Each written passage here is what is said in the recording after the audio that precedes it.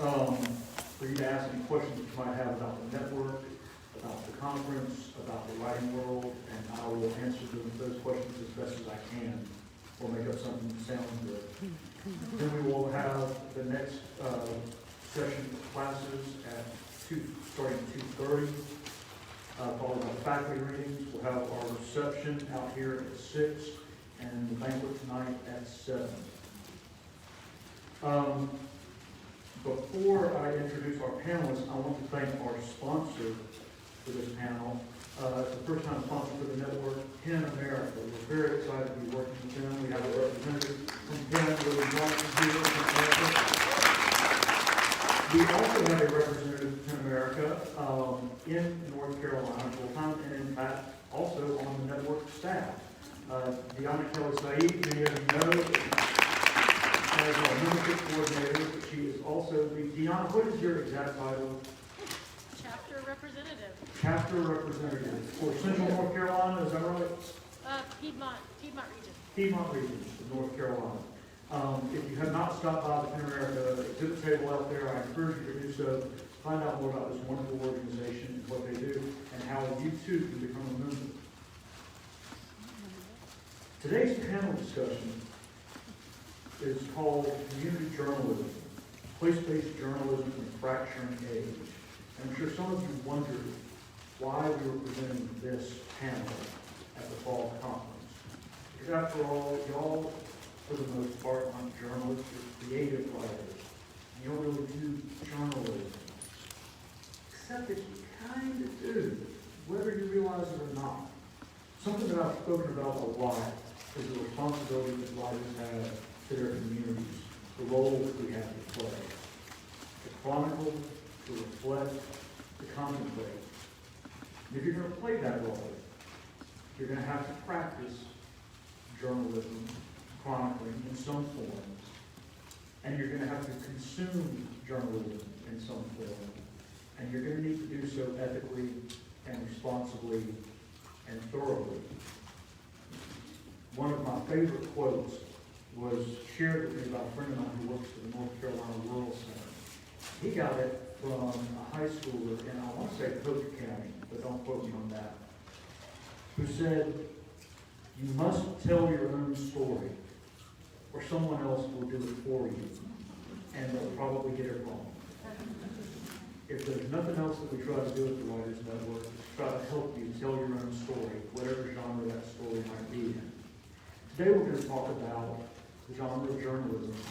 We're going to talk about how important it is for that journalism to be connected to a place, to be of a place that it seeks to cover. And I'm very glad to have these panelists here with us today. This is, to my knowledge, the first time y'all have done anything with the Writers Network. And so I'm going to introduce them, starting at my far left.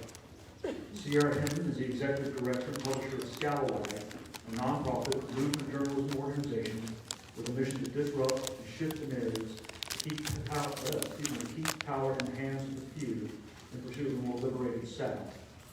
She is also a member at Blue Engine Collaborative, a network of independent consultants and advisors to media organizations around the world. Before her current role, Sierra was an individual giving officer at a number of education nonprofits, including Teach for America. She also serves as the Director of Network Building and Operations at Press On, a Southern Media Collective, and was a fellow at the Poynter Institute through the Media Transformation Challenge. She sits on the boards of Lion Publishers and the North Carolina Local News Workshop. Please welcome Sierra Hinton.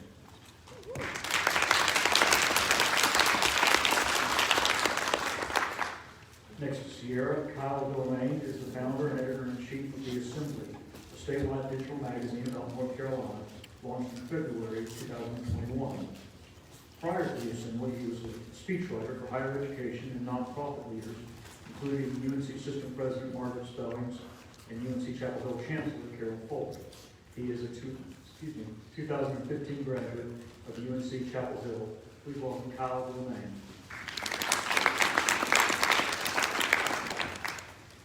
Sarah Pano is the newest Raleigh-based journalist and opinion writer from Apache's North Carolina opinion team.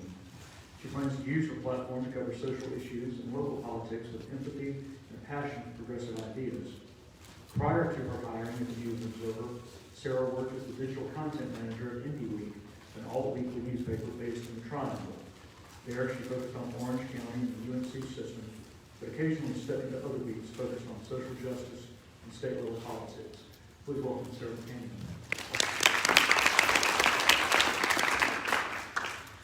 The first question that I wanted to put to each or to all of you is, how do you define place-based journalism, and what's the role that it has to play in the media landscape today? And I will let whichever one of you wants to take that first, start us off. Hey y'all, very excited to be here with you today. Grateful for the invitation. I think when,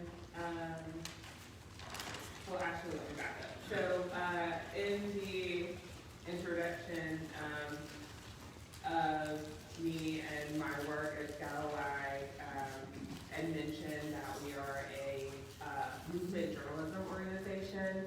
And so when I talk about movement journalism, or when we talk about movement journalism, we really mean journalism that is happening in service of social change, and trying to move people through our writing, through the work that we do. And I think that is, for us, especially as a Southern publication, directly tied to the work that we do in the 13 states in our region. And that's really what I think about when I think about place-based journalism, is how are we meaningfully connecting with people in the places that they live to help them tell their stories, so that we can help shift the narratives that exist not only around their home, but around our collective home in the South, all understanding or believing that, for us, that the South is really the place that is going to lead the nation toward being more just and more free. As the South goes, so goes the nation, and something that we wholeheartedly believe in because of the intersections that exist here, and the South really being the place that social justice was born in this country. And understanding in particular, because I am from North Carolina, that this state has a real role to play in making that happen. So, founded the Assembly about 9 months ago, and what we set out to do was place-based journalism, right? The observation that we walked into it with is that there wasn't enough deeply reported storytelling, narrative journalism, long-form journalism about North Carolina, right? And our bet was that people's emotional tie to the place they live was strong enough to support this kind of journalism, right? People wanted to know about the community and the place that they operate in. And a bit of our mission is to help connect the different bubbles in North Carolina. Right? We think of North Carolina as a state with a somewhat strong identity, but if you talk to someone in Mecklenburg about what's happening in Currituck, they'll have no idea. Right? They're different worlds. But we think there's enough of a North Carolina tie. People still have that connection to state that we can get them to care about what's happening in other bubbles around the state. And so, we really see place-based journalism as introducing folks to one another in the place they believe they live. That means surprising people. That means finding stories that are complicated or nuanced, and then presenting them in a really compelling way. Right? My background is as a speechwriter, and so storytelling is kind of at the heart of what I do. And what we're doing is then pairing that with that fact-based reporting to do place-based journalism. Hey y'all. So when I think of place-based journalism, I think the first thing I think of is the antithesis of that, which is parachute journalism. For those of y'all who've never met me before, I grew up in Mount Airy, North Carolina, which is Amy Griffith's hometown, and a lot of journalists have come there over time. In recent months, CBS has come there and done a Sunday morning special on it. And even when that first started, when I first noticed it when I was in college, I I just noticed, people getting it wrong. It always felt very cold and very harsh, and, I'm not gonna pretend that my hometown is the most just place in North Carolina, because it definitely is not, and there are a lot of things that need to be worked on, but, I also love my hometown enough that I want it to be covered fairly, and I want the people that have never had a voice in Mount Airy to have a voice. And so when I think place-based journalism, I think of that, and I think of, actually just doing the work in the place that we live. For those who might not be familiar with the term, could you define parachute journalism? Yeah, so parachute journalism is when large national publications, like the New York Times, the Washington Post, and CBS, will send journalists into an area after some big national event. So one of the times that parachute journalism happened in Mount Airy was right after Trump's election in 2016, and they immediately sent a journalist there to talk to evangelical Christians about, how Trump got elected. And I disagree with covering anything like that just as a basis, because I don't think that we need to be giving that a platform, but also, when parachute journalism, like I said, is having people that aren't part of that community come in and who don't have the same care or consideration that, someone like me who really grew up there and was educated by those school systems, and, knows people that were interviewed would, probably have. The same friend at the North Carolina Rural Center who gave me a quote about, you must learn to tell your own story or someone else who didn't get it wrong, also told me a story of being contacted by a journalist from a national publication about wanting to do a story about agriculture in North Carolina. And so they connected him with several farmers of various sizes. And the journalist flew into RDU. When he landed, checked his phone, and he got a call, was being reassigned to cover a breaking news story, I forget which one.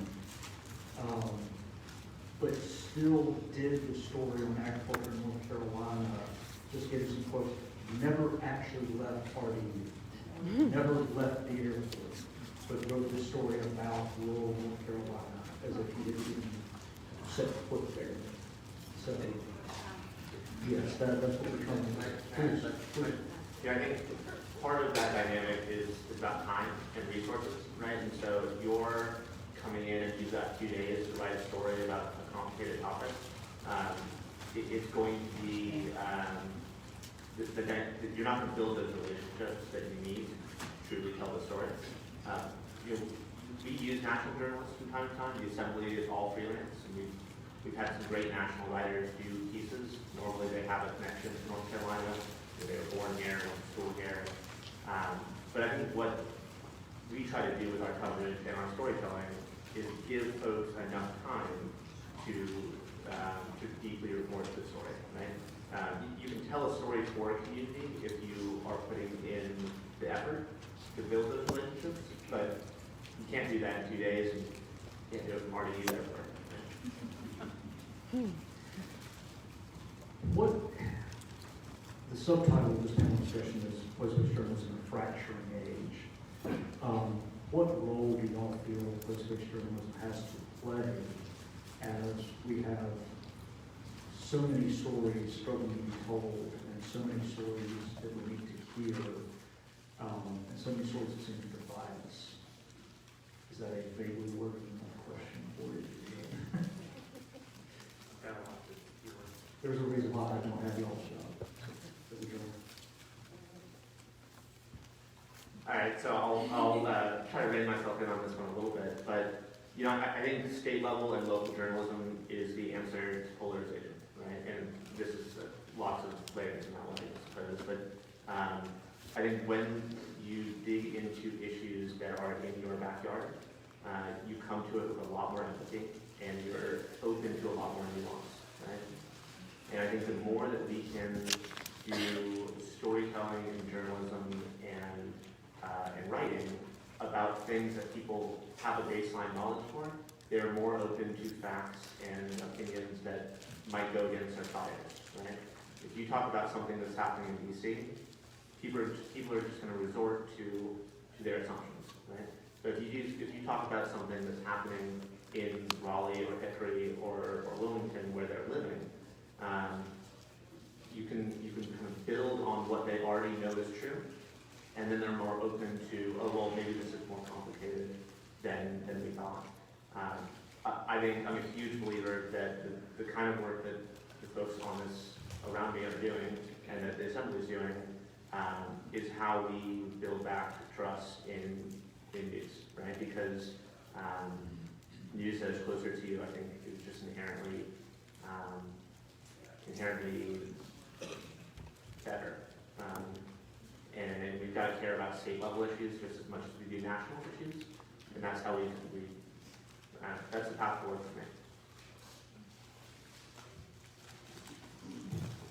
Yeah, so obviously, you know, I work for a mainstream local paper now, and I can't directly speak for them, but for me, I mean, and especially going back to my hometown and seeing the way that the degradation of local news in my hometown community has really eroded trust in the local government and in the state government.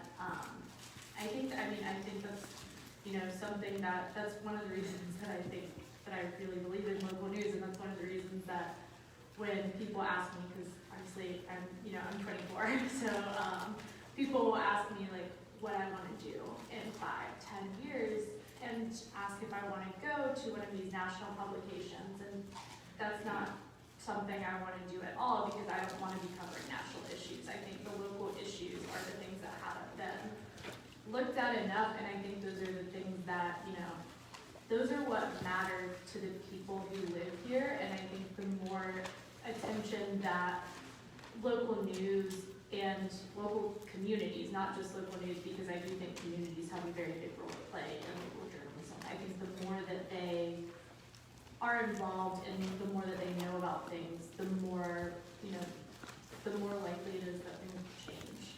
And that's, you know, that's something that's very important to me. And I think, you know, one thing I've also noticed just in my short time at the News and Observer is how me covering rural areas and actually just making the effort to reach out to community leaders in Graham County and Hyde County, in these places that aren't traditionally covered by the statewide paper, is how often I hear from people that they are very grateful for that because their areas aren't getting coverage.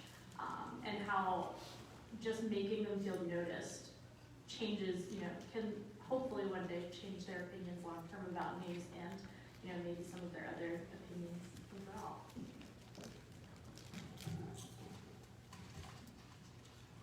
I have so many thoughts, and I'm trying to connect them all to make sense, but outside of my head. Okay, let's dive into this.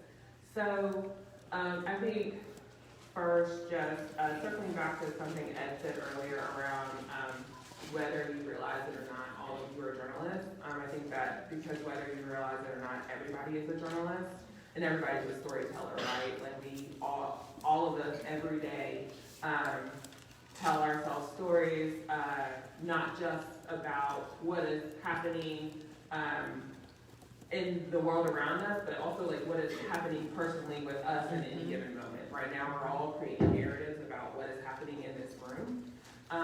And I think getting folks to understand their identity as storyteller is super, super important for us to start to like unpack the ways that our stories intersect with each other and what that means for our collective experience. And then I think, you know, moving toward like journalism, I really like to think about journalism not as like the end product that we all sort of norm around, but the actual process of journalism, which is really just like the gathering and researching, information gathering and researching that happens so that you can tell a story or tell news or create information. And again, that's an act that we're all doing right now. We're all gathering information around what's happening in this room and using that to create a story or to process it as information so that we know how to move about. So I think just like being able to shift people's thinking around storytelling, around journalism is like super key. And then when you like layer in place, I think place is super important, again, especially in North Carolina, especially in the South, because like this is the most diverse place in the country, right? This is the place where the most Black people live in the country.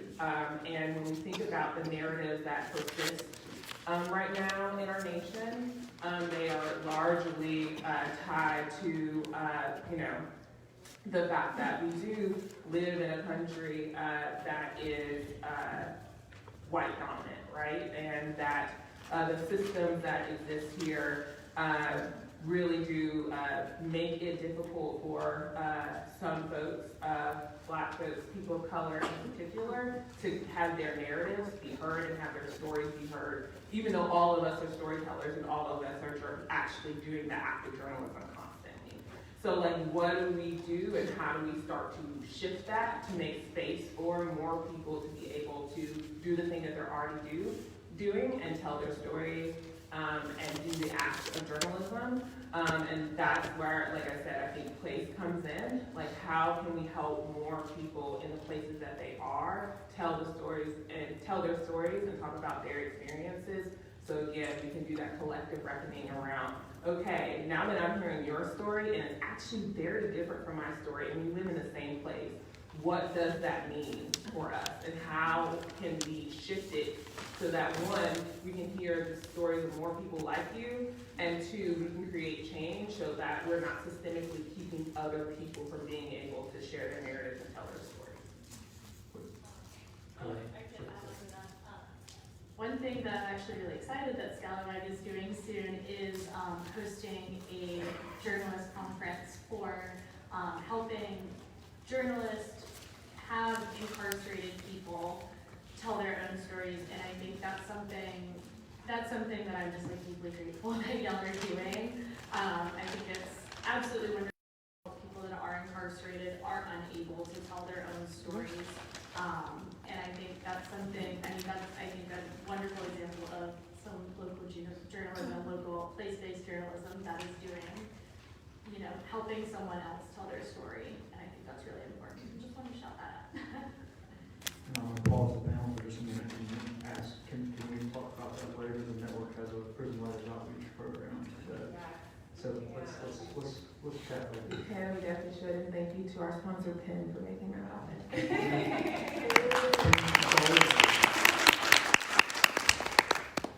I know that Scalawag and the Assembly, you use a good many freelancers for content.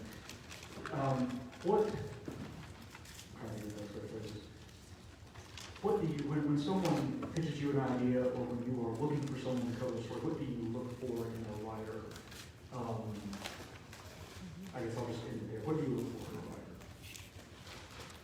Yeah, I think for us, someone who is like rooted in community, much like the folks have already said on this panel, like we don't want people who don't know about the place that they're writing about that place. I think two, we're always looking to center folks with the most oppressed identities, Black folks, Indigenous folks, queer folks who, again, whose narratives and stories have not been heard. You know, beyond that, I think we just want someone who's like very passionate and really has, and when we talk about passion, we're really talking about care for what they're writing about. Our editorial process at Scalawag is such that we want to be working with folks who don't have a lot of experience working with a publication in particular. Maybe they've been writing for a long time, maybe they haven't. But our process is set up so that we can really not only help them develop as a writer, but also develop as somebody who is going to be pitching publications. We really believe in like investing in our writers and helping them create a pathway for a career so that they can stay in the place that they're from. And so they don't feel like if I want a career as a writer, if I want a career as a journalist, I need to move to the coast or I need to live somewhere outside of my home. So that's generally how we think about things. You know, I think what we are looking for in a writer is someone who, what we're looking for in a pitch is a pitch that is dealing with an issue because it's an interesting issue, not because it's a pathway to an argument, right? We want people who are diving into a profile or a time peg or a question that has some tension because it's something worth diving into on its own, right? I think a lot of times when we get cold pitches that aren't good fits, it's because someone wants to make X argument, they're trying to find the right way to write about it for us. And that's not really what we do. What we do is dive into something because it has intrinsic value to dive into. We want our stories to have some tension, have some, to not be a slam dunk in a certain way. We want the reader not to know exactly what they're going to get when they click on the story. And so we want someone who is interested by questions like that, and really is someone who's willing to go back and field 4 or 5 times because we keep sending them back for more. Right? So that hunger and that scrappiness is what's most important. I always say the writing we can get, you can work on that during an editing process, but you can't insert the fire into someone. Right? They need to have that energy and that passion to go and work. We certainly want to open it up to any questions that y'all might have, so please just raise your hand when you call on it if there's anything you'd like to say. Hi, that was lovely. Thank you. I have a question, and I wonder if you can clarify this for me. A few years ago, with the rise of social media, the buzzword was always citizen journalism. So when I hear you talk about place-based, correct me if I'm wrong, I'm hearing allusions to citizen journalism as far as people being from that place, because my real question is, I would imagine that there are places throughout North Carolina, large swaths, where there perhaps are no journalists that live there, that have been bred. Maybe that's not the case, but if you find that that's the case, that's my first question. Is that the case? My first question is, what's the difference between place-based and citizen journalism, and how do they intersect? My second question is, what happens when you've got no journalists in the place? And my third question is, what are you doing to develop journalists in underserved communities that may in the future serve this? And we'll start with that. I'm going to repeat the question for anyone who couldn't hear it or anyone online. So the first question is, what are the intersections between place-based journalism and citizen journalism? Yes. What happens in places where there are no journalists working, and what are they doing to develop journalism in underserved communities? Is that yeah. what you're saying? Okay. Thank you. I can speak to the first 2 questions just based on,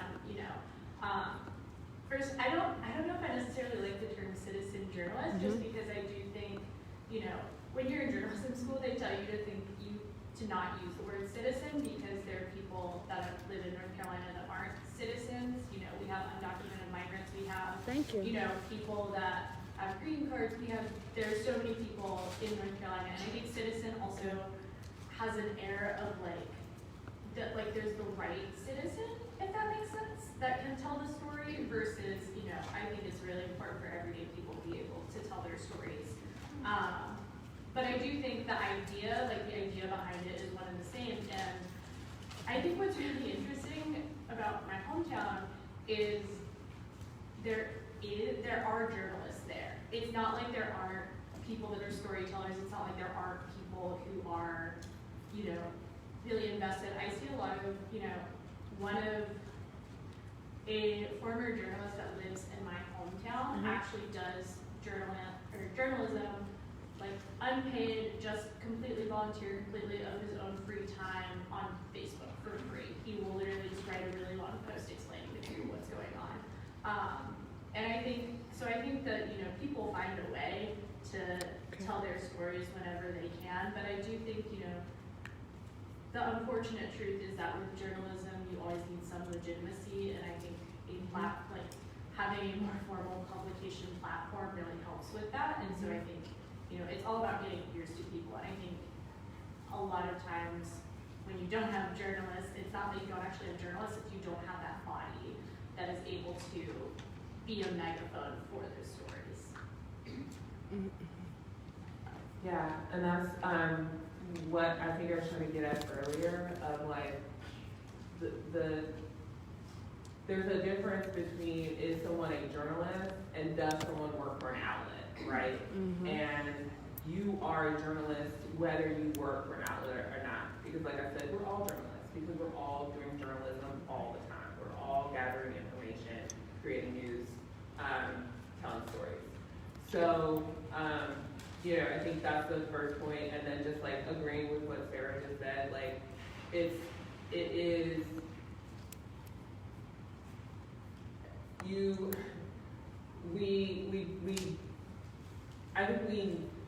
I would say like we have to be moving away from thinking about journalists and being and working in journalism.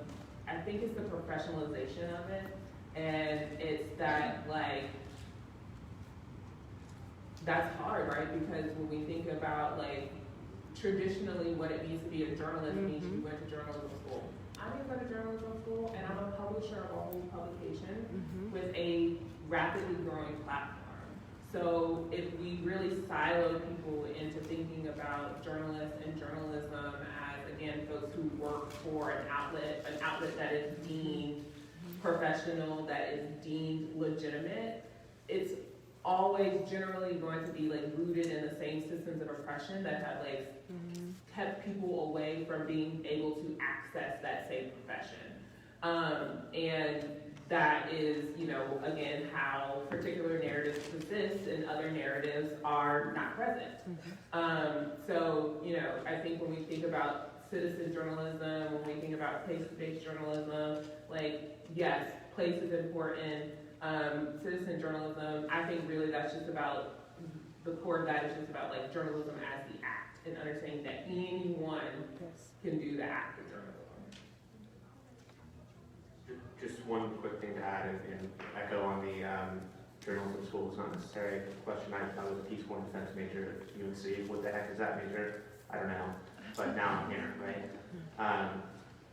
I think we view this as anyone should be a journalist, and we want more of that kind of lateral entry, right? And if we are going to throw a wide net in terms of who can write for us, there is some value in my mind for the type of journalism we do, for the back structure that we have, right? And so it's the editing, it's the fact checking, it's the copy editing, and it's a pretty rigorous process, right? And so the question for us is, how do we have this professional process that then we can apply to folks who are coming in from any number of routes, right? So if you can get citizen journalists, people journalists, place-based journalists, whatever the right term is, into structures that amplify their work and give that rigor, then I think that's the whole ballgame. Follow-up question.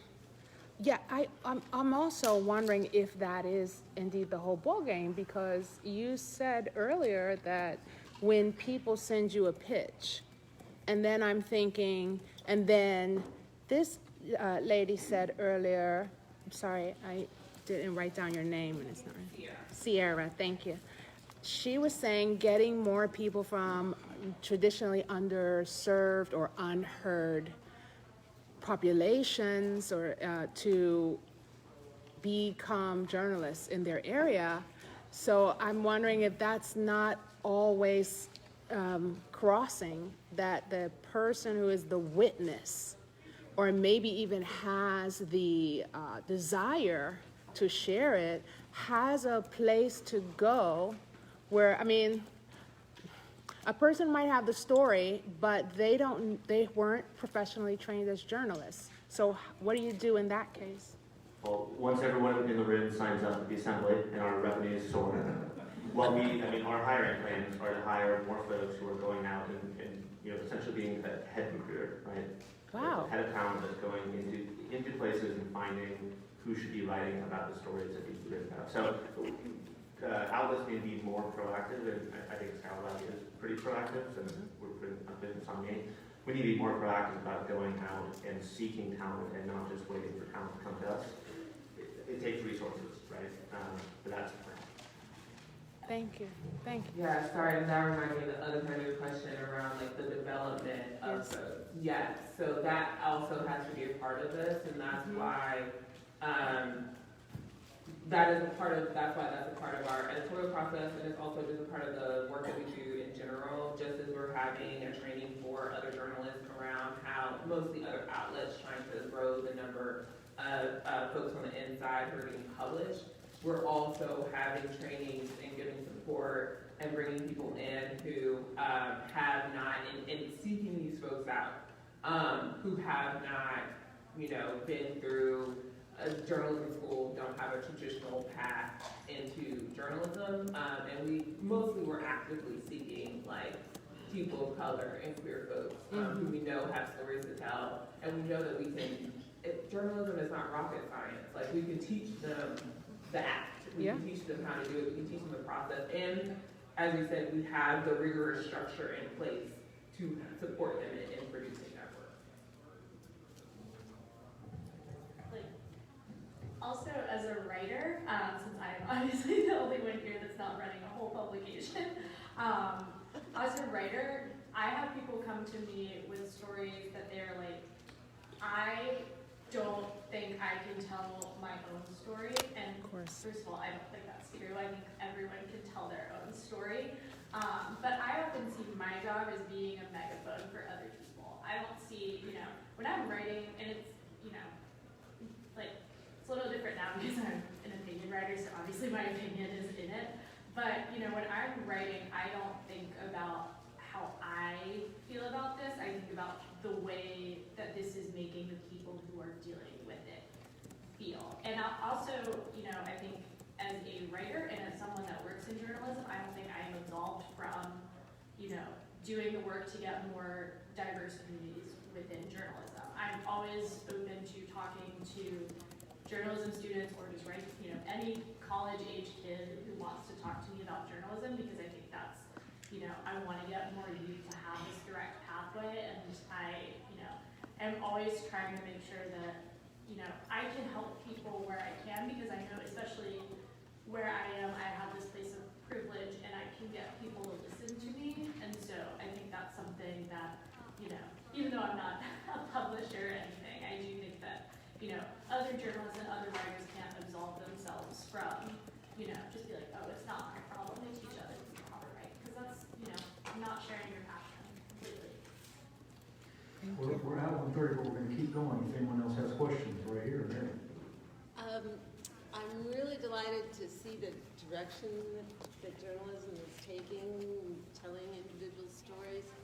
I think it's wonderful, but I do have a journalism degree, which I got 50 years ago, and things have really changed. And one of the things that's changed dramatically is the number of local newspapers. Traditional, old-fashioned newspapers are disappearing to nothing.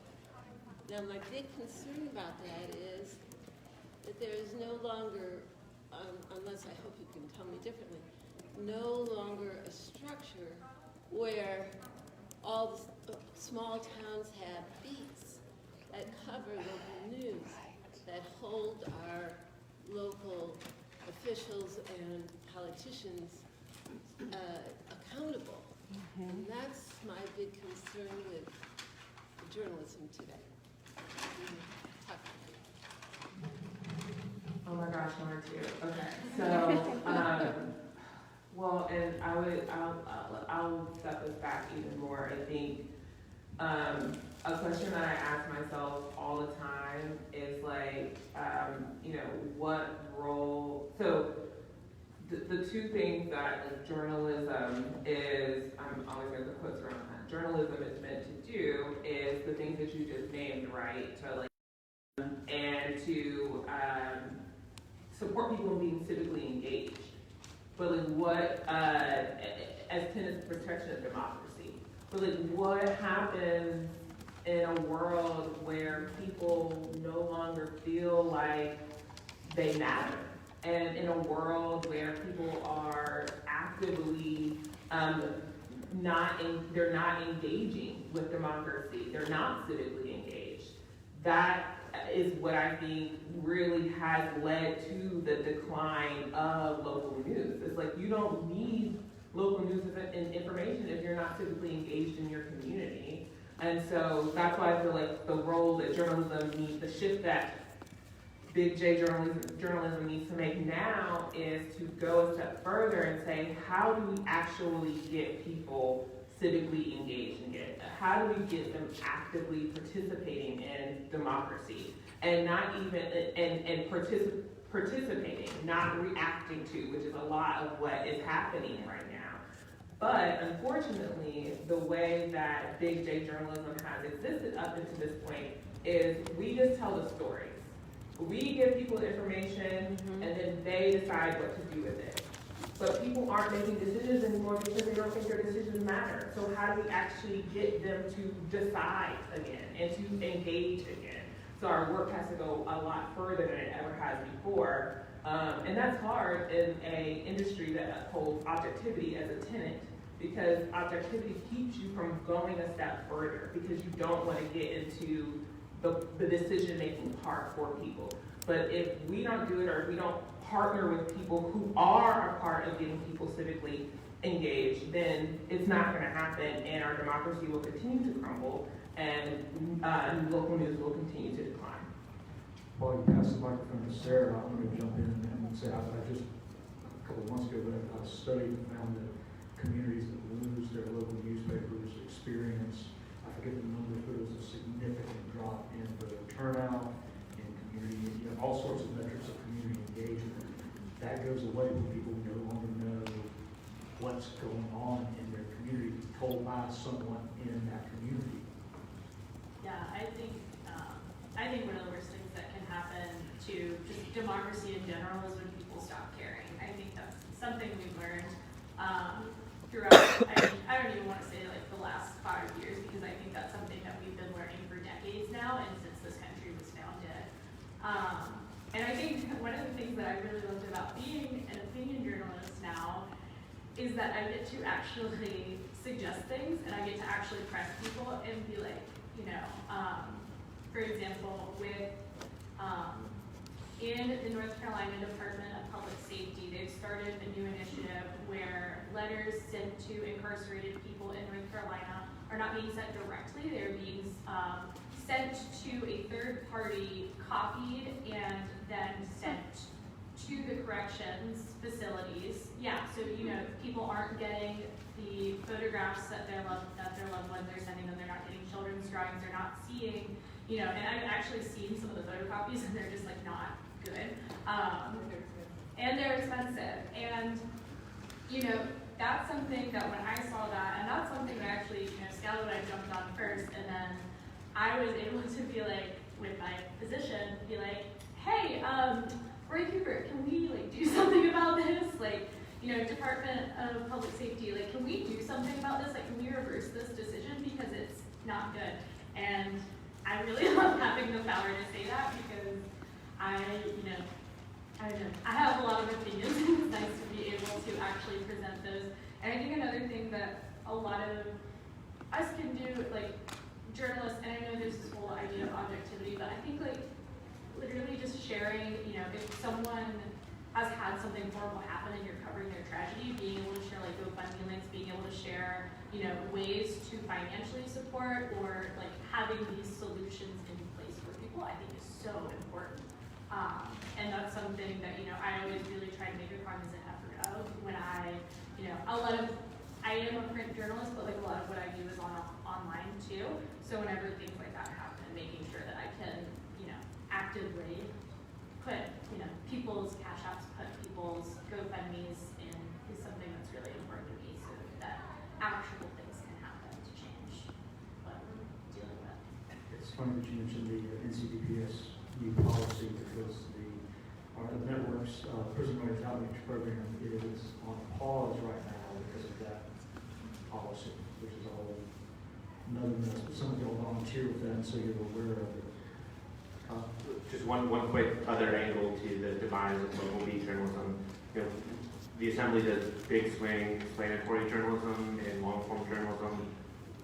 That our work rests on the assumption that you are reading the internet, right? Our work rests on the assumption that you are reading New York Times, right? Or some kind of daily update. And I think the more that local communities don't have that kind of outlet, the harder our work gets. And so we need an ecosystem that has all these different players in it.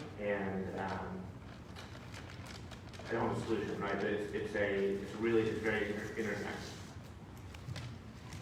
We're going to have time for one more question from someone who has not already asked. Okay. If anyone has one. I saw you first in the blue. Yes, ma'am. You standing? I'm pointing at you. Okay, me? Yes, you. Okay. No, not Kathy. There we go. You. Oh, sorry. I don't see color. Okay, great.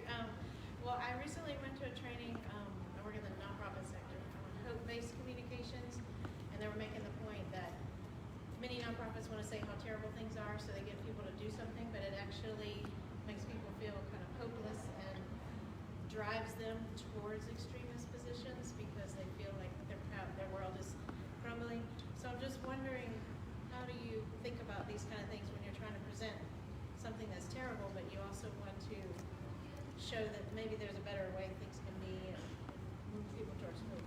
I think the question was, how do you report on something that's terrible without encouraging hopelessness? Just a quick answer for me. We write a lot of words, and so we can say both things with them, right? I think it's harder for short form writers. You have to focus more. We get to document the columns, document the tension, and document what's happening on the solution side. So you've got to have all the elements, and that's a lot harder in fewer words.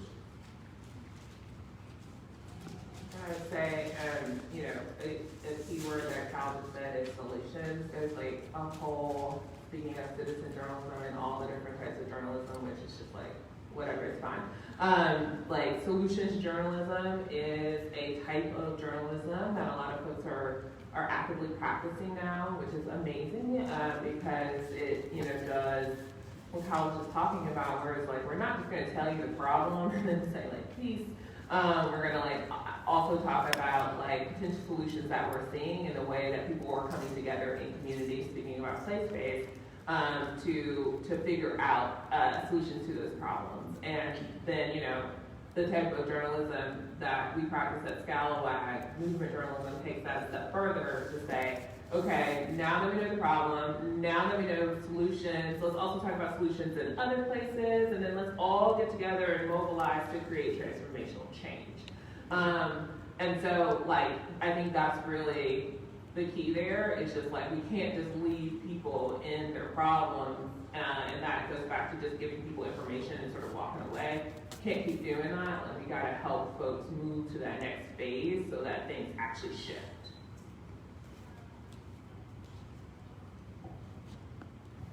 I think that it also falls on, journalists to not fall into these ideas of everything is terrible and nothing is good and nothing's ever gonna get better.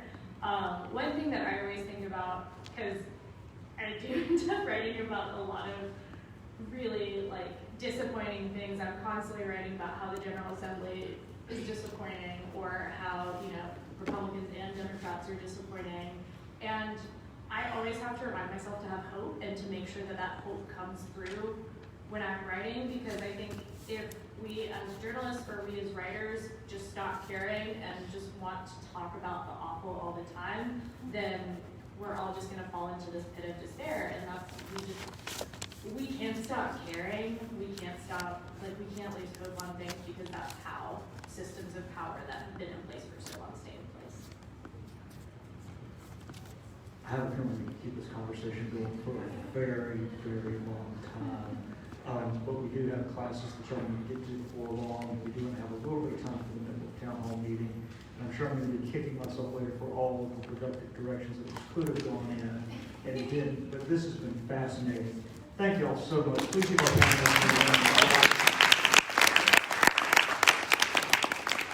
appreciate you being here as part of the fall conference. We're going to take just a quick break, and then we're going to begin the network town hall meeting. Thank you.